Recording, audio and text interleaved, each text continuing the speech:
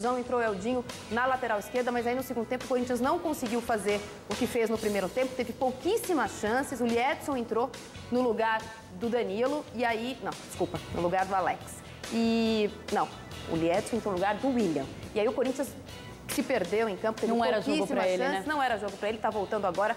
Fez uma operação, uma artroscopia no final de julho. Eu acho que ele deveria ter entrado, opinião de comentarista, deveria ter entrado se o Corinthians já tivesse ganho de uns 3-1, 4-1. Entrou, o Corinthians sentiu muito depois do gol do Ceará, mais uma bobagem da zaga. O Corinthians não tinha ninguém, nem na primeira bola, nem na segunda bola, na pequena área, no cruzamento, no escanteio do Ceará. E os 2-2, só não foi pior, porque ontem o São Paulo empatou por 2-2 em casa com o Atlético Paranaense e hoje o Flamengo também empatou com o Figueirense. Andrés, empate em casa pode ser considerado um tropeço? Não, lógico. Vai trabalhar com isso aí. Você costuma conversar com o elenco também? Bastante. Participar ativamente do dia a dia? Infelizmente, bastante. É. E que tipo de conversa? Como é que é essa conversa, então?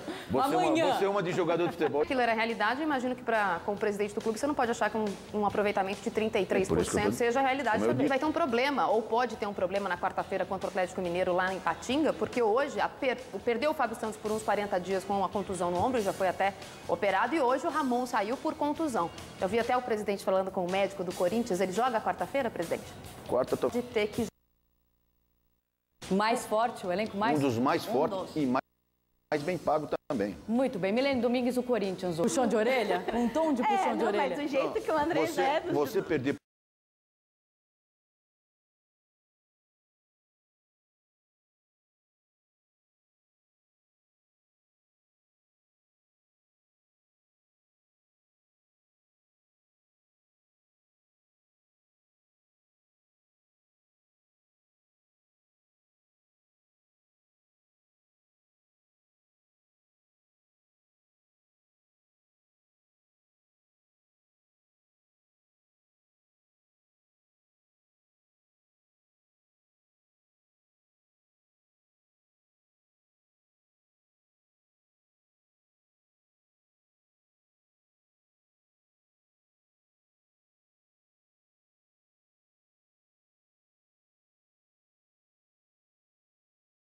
Como é que tá a expectativa para a volta, estreia do Adriano Imperador? Quando ele voltar, tá bom, esperando. Tá perto. Ele disse o Flamengo aí, acho que é 7 de setembro contra o Flamengo. Quando? Ele disse que era 7 de setembro contra o Flamengo. A previsão era de 3. Ainda mais o time, a entrada do Liedson frio e sem ritmo de jogo, acabando de voltar de uma condição, também não foi acertada, mas ele colocou o Emerson aos 41 do segundo tempo. Aí também fica difícil, né? Não é centroavante. Então, os 41 do segundo tempo, para tentar reverter uma situação que ficou 2-2, porque o gol do Ceará aconteceu aos 38 do segundo tempo. Aí fica difícil.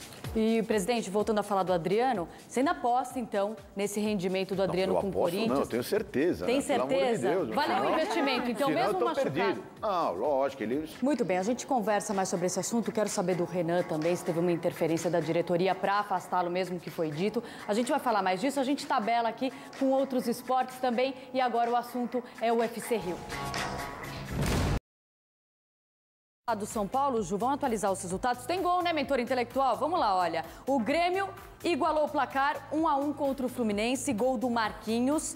E Bahia e Inter, Leandro Damião abriu o placar 1-0 Inter contra o Bahia. Tá aí o placar para você. Daqui a pouquinho, a qualquer momento, a gente atualiza os resultados. Bom, não adianta nem muito perguntar o que acontece com o São Paulo também, porque tá totalmente desfigurado, né? A zaga principalmente. Por quê?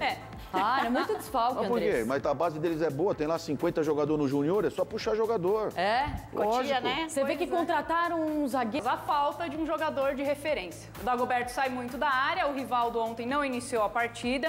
O Adilson resolveu sair com o Ilcinho, dar uma oportunidade para o Ilcinho, que fez o gol de empate, mas pecou nas mesmas coisas. Não tem aquele jogador de referência, todo mundo sai da área, troca a bola, joga contra um time recuado, que veio fechadinho, jogando no contra-ataque, abriu o placar numa falha da defesa. Aliás, os 2 gols ontem do Atlético Paranaense foram falha da defesa do São Paulo.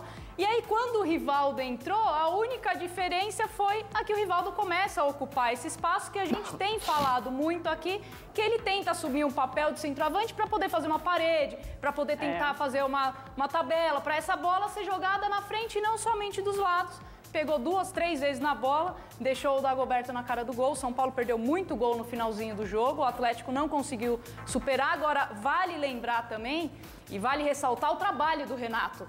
em cima do Atlético Paranaense, que desde que assumiu não perdeu ponto nenhum, né? Se não ganha 3, deixa de ganhar 2, mas sempre tá marcando ponto na tabela e fez uma diferença nesse Atlético Paranaense. Mas o São Paulo precisa urgentemente do Luiz Fabiano.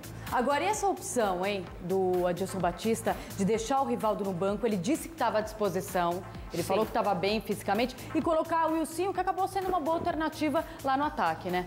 Na verdade, eu acho que o Wilsinho e Lucas pela direita, eu acho que é difícil jogar em casa, né? Ao contrário, em casa deveria ser, né, mais apoiado e tudo, e fica difícil jogar no Morumbi com a torcida aí contra. Andrés, fez bem a diretoria do São Paulo em apostar no Adilson Batista? Eu não falo sobre São Paulo. Não?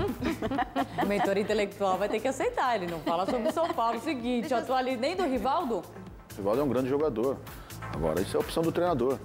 Paloma, só para dizer da dificuldade do São Paulo, Juliana disse de novo. Bem, ó, teve gol, virada na rodada. Nesse momento, o Grêmio virou aí, ó, contra o Fluminense, 2-1. Mais um gol do Marquinhos, né, mentor intelectual? Tá aí o Marquinhos garantindo a vitória do Grêmio. Vamos voltar a falar, então. A gente começou o assunto e eu falei que chamaria depois o Renan, o goleiro contratado recentemente pelo Corinthians, que vestiu a camisa do Coringão.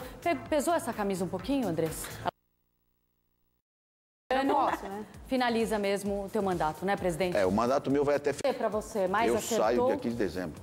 Mais acertou ao longo desse período? Ou teve alguns erros? Não, erros teve bastante. E, André, você vai ficar fora ou... Muito bem, daqui a pouquinho a gente vai falar daquela que talvez tenha sido uma das maiores conquistas do Andrés, que é a casa corintiana, o Fielzão, Itaquerão. Será que já tem algum nome pro estádio? Fielzão, não Itaquerão, pelo amor de Deus, estádio do Corinthians. Daqui a pouco o presidente fala, senão você me quebra aqui, presidente. O Santos continua sem vencer fora de casa pelo Campeonato Brasileiro. Ontem, a derrota foi para o Atlético Goianiense no Serra Dourada. O atual campeão da Libertadores volta a rondar a zona do rebaixamento. Os dois fase o Santos, em que fase? Vamos falar então do lance mais polêmico da partida, que foi o pênalti não marcado no Neymar, que foi pênalti, né, Mi? Pra mim foi pênalti indiscutível. Eu tava vendo o jogo, até o pessoal, alguns comentaristas disseram, eu acho que não foi, acho que foi uma atitude um pouco pessoal em cima do Neymar, eu já tô com medo de processo. Porque ultimamente os árbitros, sim, podem processar alguns jogadores que saiam insatisfeitos com a sua atuação. Mas eu acho que foi pênalti, sim. Alguns comentaristas, eu estava ouvindo o jogo, dizendo que não foi intencional. Peraí, a regra diz o quê? Vocês podem me ajudar. Se for derrubado, né, tiver uma falta dentro da área, é pênalti. Ali não coloca uma aspa dizendo se foi intencional ou não foi intencional. Ele foi, sim.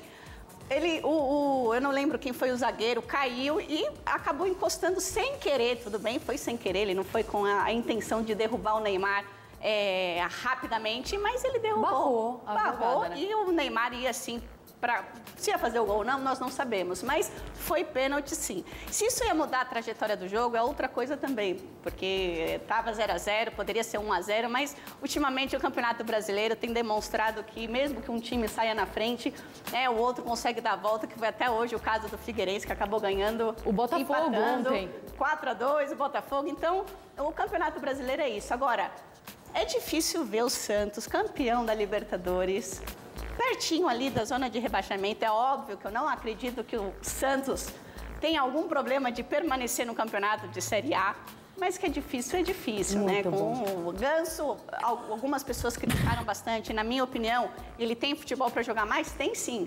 Mas ele não foi o carrasco disso, não. Já melhorou. Presidente, o Ganso. Cerrada. Vai pro Corinthians, Paulo Henrique Ganso?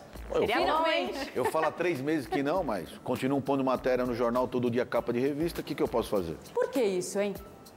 Eu falei aqui de uma das maiores conquistas ao longo do teu mandato. Tá aí, ó. Imagens. Terraplanagem, né? Tá a fase de terraplanagem. Já tá nas fundações. E não pode falar... Como é que é? É o estádio do Corinthians, então? Por enquanto, o estádio do Corinthians. Quem pagar vai levar o nome. Não tem nada fechado ainda? Ninguém mais pede? Tá se negociando tudo, mas ainda não fechou. É muito caro para ter o nome no... 500 milhões. Se eu quiser pensar, já uns pensou, 500 milhões por 15 anos. Uns 500 milhões por 15 anos. Quanto? 500 milhões. Foi mesmo? Vamos fazer uma caixinha aí, Paulo? Não, eu tô começando a pensar, porque o que vai dar de lucro... O Corinthians tem a maior média de público do Brasileirão até agora. Corinthians, quando eu falo... Estamos de volta, Andrés. Queria que você prestasse atenção nas palavras do técnico do teu time, ó. Tiraram o Tite do sério na entrevista coletiva. Vamos ver. Presidente, meninas, a gente volta volta amanhã no Rede TV Esporte às 11 da manhã. Beijo, feliz Dia dos Pais.